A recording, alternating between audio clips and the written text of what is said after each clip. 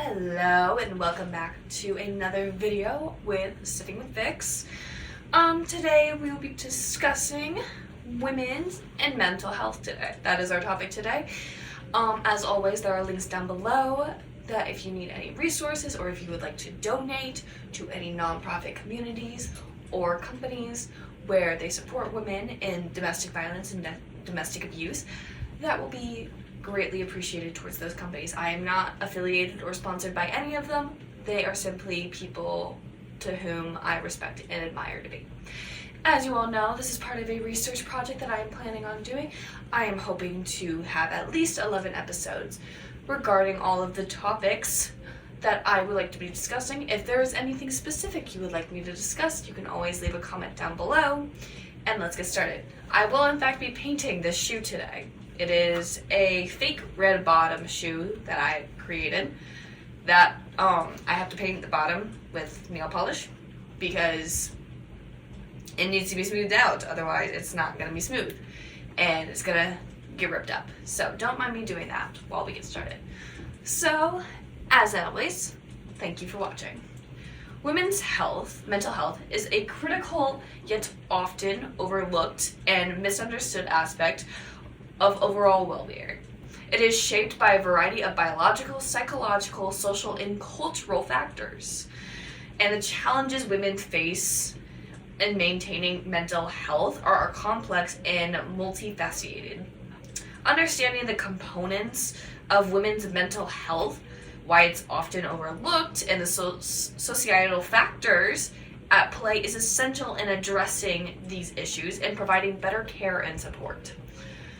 We'll talk a little bit about the biological components, the psychological components, the social and cultural components, and then why women's mental health is often overlooked, and addressing the gap in women's mental health. So let's get started. So let's first talk about the biological components of women's mental health. Hormonal fluctuations is a big thing. Women experience significant hormonal changes at various stages of life, which can affect their mental health. There is the menstrual cycle, which hormonal shifts during the menstrual cycle often lead to mood swings, irritability, and in some cases, conditions like premenstrual, I'm so going to say this wrong, dysphoric disorder, or PMDD, which can severely impact mental health. Pregnancy can bring a host of mental health challenges, from postpartum depression or PPD to anxiety, which is often dismissed as normal or temporary, and which in fact they may require medical intervention. There is perimenopause and menopause, the transition to menopause, marked by a decrease in estrogen levels that have been linked to increased rates of depression, anxiety, and sleep disturbances. This phase can be challenging for many women, yet the mental health aspects are often minimized or misunderstood. Brain chemistry and neurobiology also come into these aspects. Women are more prone to certain mood disorders like depression and anxiety. While both men and women can experience these conditions, women are statistically more likely to be diagnosed with them. Depression, women are approximately twice as likely as men to experience depression. This can be linked to hormonal differences, social roles, and expectations, as well as increased vulnerability to stress. Anxiety, women are more likely to suffer from anxiety disorders, particularly generalized anxiety disorder, or GAD, and panic disorder. Biological factors, including genetics and hormonal differences, play a role in these higher prevalence.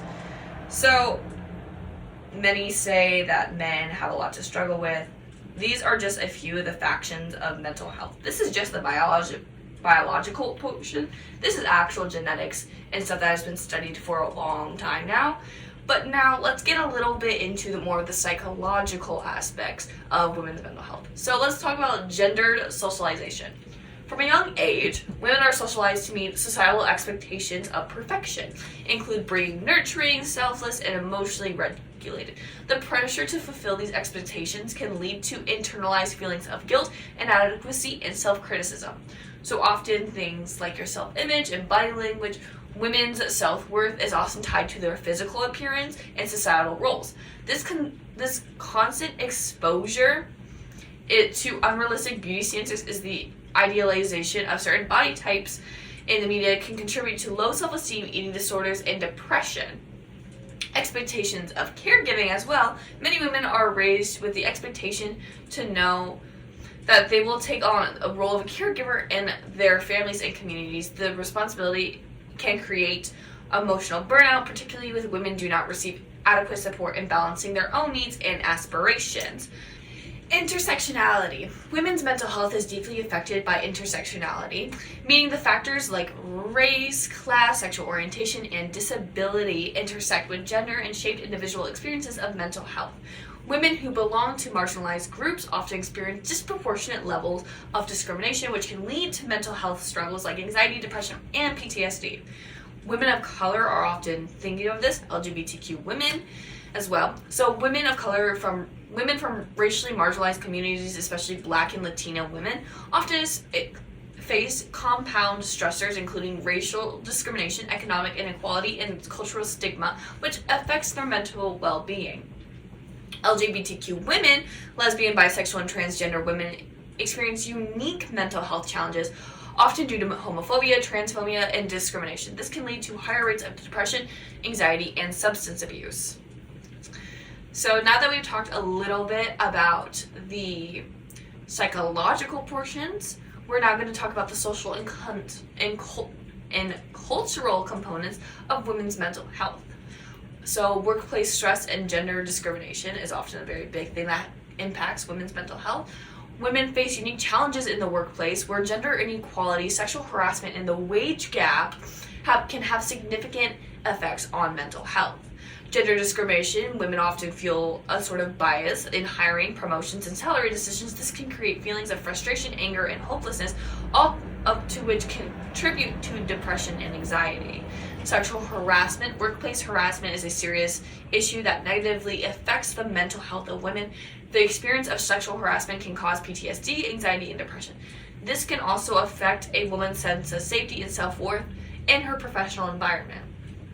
Of course, there's also that work-life balance. Many women struggle with the dual burden of managing both a career and caregiving responsibilities. The stress of balancing these responsibilities often leads to burnout, exhaustion, and mental health disorientation.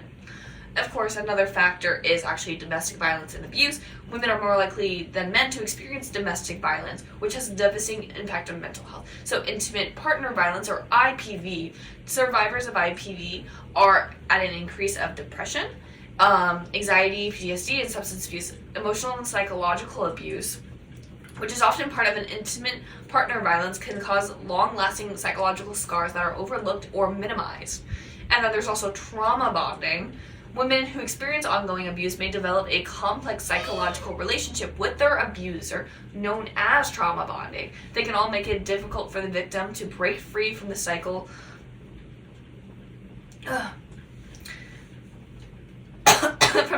of violence, compounding the psychological toll.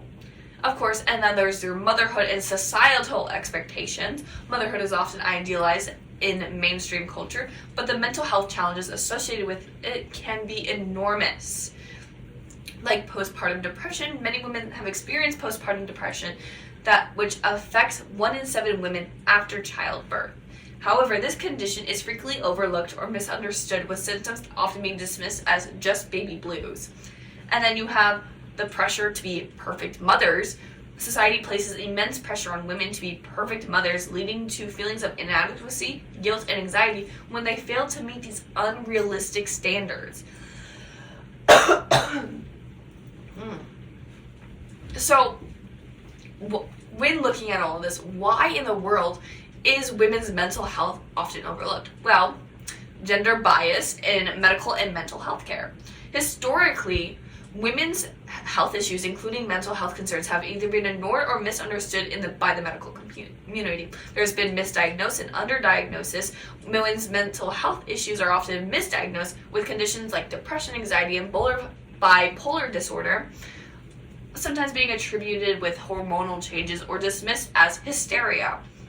This leads to inadequate treatment and under-recognition of the severity of their conditions. Gendered expectations of women's emotions are also a very big impact. Women's emotions have historically been pathologized, say that 5 times, as hysterical or overly emotional. This stereotyping can cause women to hesitate to seek help for fear of not being taken seriously. And of course, there's lack of research and funding into this. There has historically been always a lack of research and focusing on women's mental health. Much of the mental health research has been conducted on men, meaning the unique experiences and needs of women are often underlooked. Underfunded women's mental health services, mental health programs specifically designed to address the needs of women, particularly women from marginalized communities, are very obviously underfunded and always understaffed. And then you also have your social stigma and shame. Women often face intense social stigma from dealing with mental health issues. This is a widespread expectation that women should be able to manage their emotions and be able to be resilient, leading to a reluctance to talk to help or talk openly about mental health. Cultural expectations of strength is the largest thing. Women are often expected to maintain an image of strength and nurturance, which can make it difficult for them to openly express emotional distress or seek help from mental health problems. This cultural pressure contributes to mental health silencing and a lack of accessible care. And then you have intersectionality. Again, for women from marginalized groups, whether based on race, sexual orientation, disability, or socioeconomic status, mental health issues have been compounded by multiple layers of discrimination. These women find it particularly challenging to find mental health support that accounts for their unique experiences and needs. And therefore, we can address the gap in women's mental health. There are several ways society can begin to either better address mental health needs, like by integrating gender-sensitive approaches. Mental health care should be taken into account of the unique biological, psychosocial, and cultural factors that affect women. Treatments should be holistic, addressing both individual circumstances and broader societal pressures. Of course, reducing stigma is also the largest thing. Promoting open conversations about mental health can reduce the stigma surrounding women's mental health issues and encourage more women to seek help without fear of judgment. Improving research is also a very large thing. More research is needed on the unique mental health needs of women, particularly in relation to hormonal changes, childbirth, and intersectionality. This research should inform